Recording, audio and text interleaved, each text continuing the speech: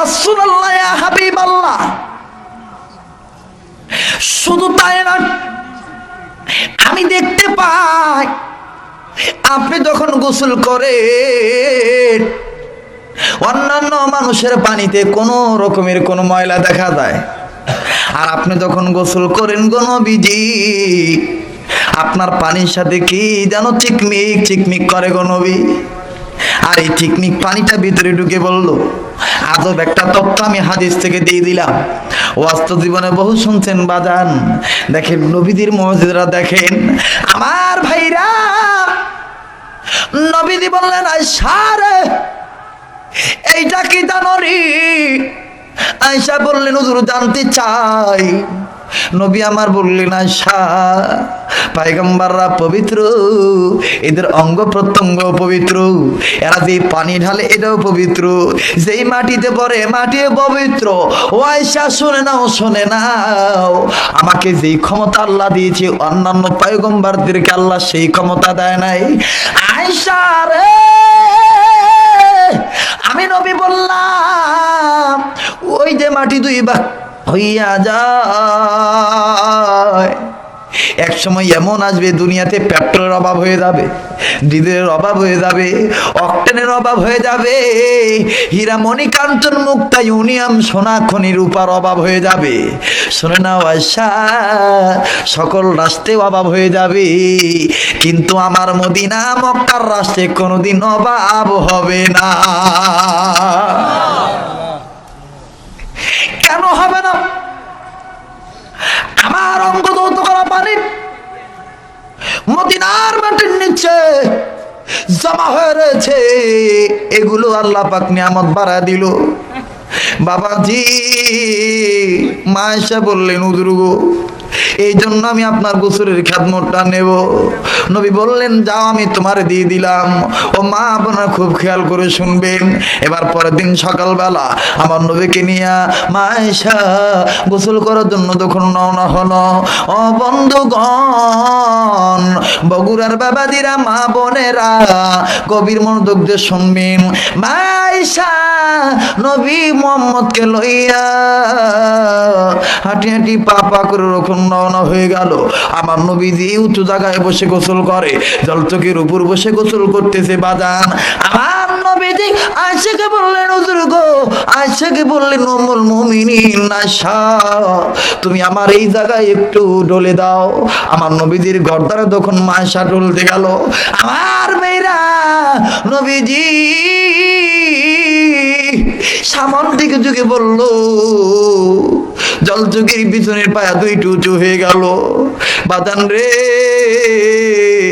মা আয়েশা রাদিয়াল্লাহু তাআলা না নবীজির খেদমত করতে পাইয়া খুব খুশি। মা আয়েশার নিজের দিকে কোনো খেয়াল নাই। ভাইরা রে, আমার বন্ধুগণ, বিশ্ব নবী নিজের দিকে তখন একটু যুগে বলল, পায়া দুটো উঁচু হয়ে গেল। মা আয়েশা রাদিয়াল্লাহু তাআলা আনহার ডান পায়ের দুটি আঙ্গুল জলচকের পায়ার নিচে ঢুকে যায়। ডলরে যে আমার নবীজি পিছন দিকে বেক করে। ভাইরা আমার বন্ধুগণ, নবীজি নজর করে দেখে পানির সেতু কি যেন লাল রঙের বেয়ে যায়। নবী বললেন, আয়েশা রে পানির সাথে কি লাল রঙের বেজার জলদি করে বলো। আয়েশা কোনো কথা বলেন না। আবার বললেন, আয়েশা এখানে তুমি আর আমি আছি, পানির সাথে লাল রঙের কি বেজার জলদি বলো। আয়েশা কিছু বলেন না। আমার মেয়েরা, আমার নবীজি আবার বললেন, আয়েশা কি লাল রঙের বেজার জলদি করে বলো। আয়েশা কিছু বললেন না। এবার নবীজি বিদা ধরে লইয়া পিছন দিকে ব্যাক করে দেখে, পিছন দিকে নজর করে দেখে মা আয়েশা রাদিয়াল্লাহু তাআলা আনহার গালের গোশত থরথর করে নড়ে, চোখের পানি টপ টপ করে ঝরনার মতন পড়ে।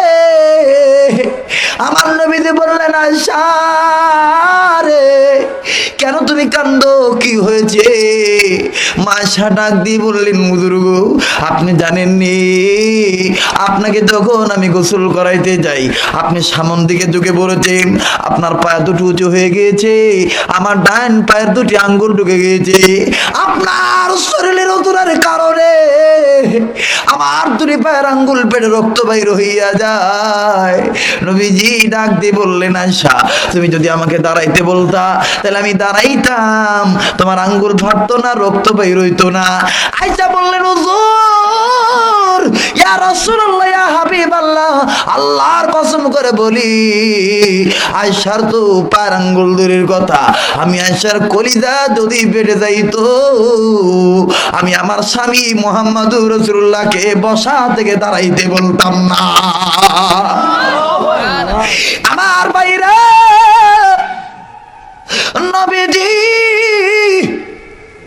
এবার মা আয়েশাকে বুকের সাথে জড়িয়ে ধরলো, বিদাগানি ডাক দিয়ে বললো, আল্লাহ, ও আমার আল্লাহ, তোমার দরবারে আমি দোয়া করে দিলাম, মাবুদ, যেদিন স্বামী তার বিবিকে চিনবে না, সূর্য মাথার কাছে চলে আসবে, ওই দিন আমি যেন আমার আয়েশাকে না ভুলে যাই।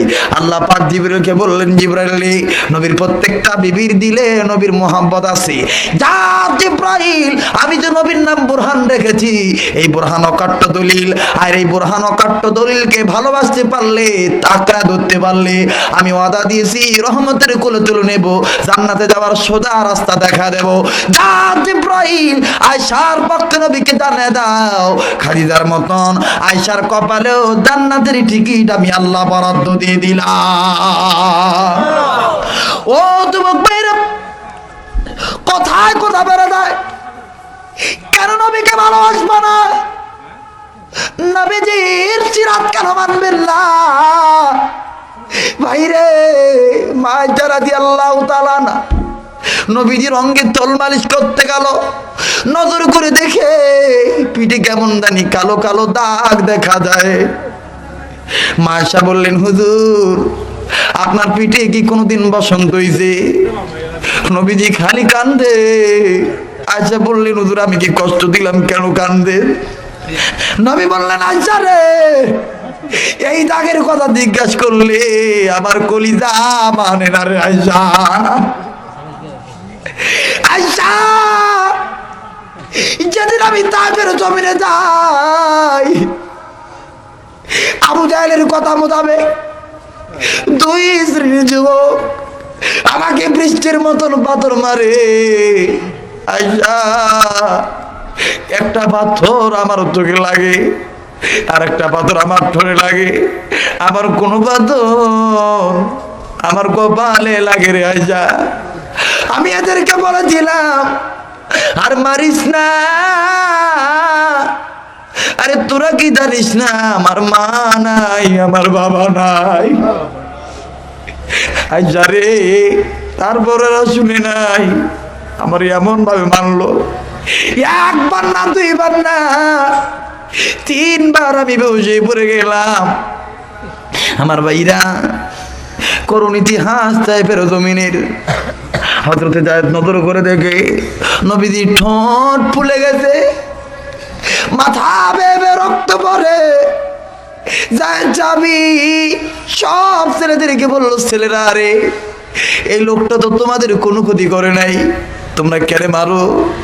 ছেলেগুলোর মা হলো, ছেলেগুলো চলে গেল, কিন্তু ভাইয়া যায়েদ চাবি নজর করে দেখে নবী নড়ে না, কোনো কথা বলে না। যায়েদ চাবি নবীদের পা ধরে ডাক দিয়ে বললেন, হুজুর, উঠুন আমার হুজুর। নড়ে না, নড়ে না। যায়েদ চাবি ডাক দিয়ে বললেন, প্রভু গো, আমাদের নবীকে কি তুমি ঈসা নবীর মতন আসমানে তুলে নিলা? ভাইরা আমার, নবীজি জ্ঞান ফিরে আসলো। হযরত যায়েদ নজর করে দেখে নবীজি কোনো কিছু বলে না, একবার বললেন, রব্বি হাবলি উম্মতি। আল্লাহু আকবার। এ বগুড়ার যুবকা, কোন নেতারা দশ ছাড়া দিয়ে শয়তানদের আদর্শ মানো। ও ছাত্রলীগের ভাইরা, ছাত্র দলের ভাইরা, শিবিরের ভাইরা, সকল প্রকার রাজনীতি দলের ছাত্ররা, কেন তোমরা নেতাদের পিছনে মারামারি করো? নবীজির সুন্নতের পক্ষে আমল করো, আল্লাহ রাব্বুল আমিন কপাল খুলে দিবে। আমার নবীজি ডাক দিয়ে বললেন, যাদের একটু পানি আমায় দাও। জানো না যায় তাই বেরো জমির পাথর আঘাত খাইতে খাইতে আমার কলিজা শুকায় গেছে যায়। দেন সাহাবী ডাক দিয়ে বললেন, হুজুর আবু জাহেল পানির মশকটা কেড়ে নিয়ে পানি ফেলে দিয়েছে। হুজুর পানি নাই, পানি কোথায় পাই হুজুর? তাই বের ঘরে ঘরে যাই, যায় চলে গেল। তাই বের করে করে যাইয়া ডাক দিয়ে বললো, কেউ আসনি দিবানি, নবীর নামে একটু পানি দাও, মোহাম্মদ নামের বাড়ি যাই। কেউ দিল না। আবু জাহেল বলেছে, মোহাম্মদ পাগল, পাগল নামে পানি দিলে বদনাম হবে, মা বাবার দরবের মুখে চুনকালি মাখবে। সবাই দরজা লাগা দেয়, কেউ পানি দিল না। যায় চাবি জমিনে পড়েছে, মাথায় হাত দিয়ে বললেন, প্রভু রে, যে নবীর খাতিরে তামাম জাহান বানাইলা, যে নবীর খাতিরে আগুন পানি বানাইলা, এই নবীর পানি দেয় না, এরা কি পুরা কপাইলা কি খারাপ? ডুকরে ডুকরে কানতে কানতে নবীদের কাছে গেল। নবীজি উঠতে পারে না, খুব কষ্ট হয়। ডাক দিয়ে বললেন, জায়েদ পানি দাও। জায়েদ নাও বলে না, হাও বলে না। ডাক দিয়ে বললেন, হুজুর তাই বের জমিনে কেউ পানি দিল না। আমার নবীজি বললেন, জায়েদ রে, আমার যদি আজকে মা থাকতো, বাবা থাকতো, এরা কি আমাকে পারতো পারি না দেওয়ার জন্য রে? আমাকে উঁচু করো। এবার নবীজিকে উঁচু করা হলো। খুব খেয়াল করে শুনবেন, দিলটা নরম করে শুনবেন। আমার নবীজি উঁচু দিকে নজর করে দেখে দূর দেশে একজন ইহুদি একটা বকরির বাচ্চাকে ঘাস খাওয়ায়। নবী বললেন, দায়দ্রে ওই ইহুদি চাচার কাছে আমার লইয়া দাও। ইহুদি চাচার কাছে না হলো। আমার নবীজি সংক্ষিপ্ত আকারে বলে, লম্বা কাহিনী, রাত্র গভীর হয়ে যায়। নবীজি ইহুদির কাছে যে বললেন, চাচা আমার মা নেই, বাবা নাই, আমাকে মেরে দেখেন কি করে দিয়েছে চাচা। আমি আপনার দরবার আসছি একটা অনুমতি নেওয়ার জন্য চাচা। আপনি যদি অনুমতি দেন, এই বকরির কাছ আমি একটু দুধ পান করে খাবো। ইহুদি রেগে গেলে ডাক দিয়ে বললেন, মোহাম্মদ তুমি পাগল, তোমাকে মেরেছে ভালো করেছে। করে কেন আমি পাগল, আমি কি করলাম? আমার ভাইরা ডাক দিয়ে বললেন, মোহাম্মদ তুমি যদি পাগল না হও, যেই বকরি এখনো বাচ্চা দেয় নাই, এই বকরি কি করে দুধ দিবে? ইহুদিকে নবী আমার ডাক দিয়ে বললেন, চাচাজি অনুমতি যদি দিয়ে দেন আমি দেখাই দিই আল্লাহ কেমন করে পারে। আমার মেয়েরা ইহুদি বললেন, মোহাম্মদ যদি না পারে তোমার কিন্তু বীরের চামড়া আমি থবো না। হযরত জায়েদ খাপ করে নবীর হাত ধরে বললেন, হুজুর লাগবে না অনুমতি হুজুর, ইহুদি ভালো না, আপনারা তো কম মারে না যারা, আবার যদি মারে আপনি যদি মরে যান কাকে রসুল রসুল বলে রাখবো। আমার নবীজি বললেন, জায়েদ রে আল্লাহর কাছে দোয়া করো, দেখো আল্লাহ পাক কি পারে। আমার ভাইরা নবীজি চুপ করে বসে বললেন, ডাক দিয়ে বললেন, আয় বকরি তুই আয় আমার কাছে। কিতাবের লিখে ইহুদি বলে, আমি নজর করে দেখি আমার হাতের বকরি মুহাম্মদ যখন ডাক দেয়, আমার হাত থেকে একটা দর মেরে নবীর হাতে তোলে দেয়। শুনে নাও শুনে নাও আমার ভাইরা, নবীজি ইহুদি বকরি পিঠে হাত দিয়ে বললেন বিসমিল্লাহির রহমানির রহিম। ডাক দিয়ে বললেন বকরি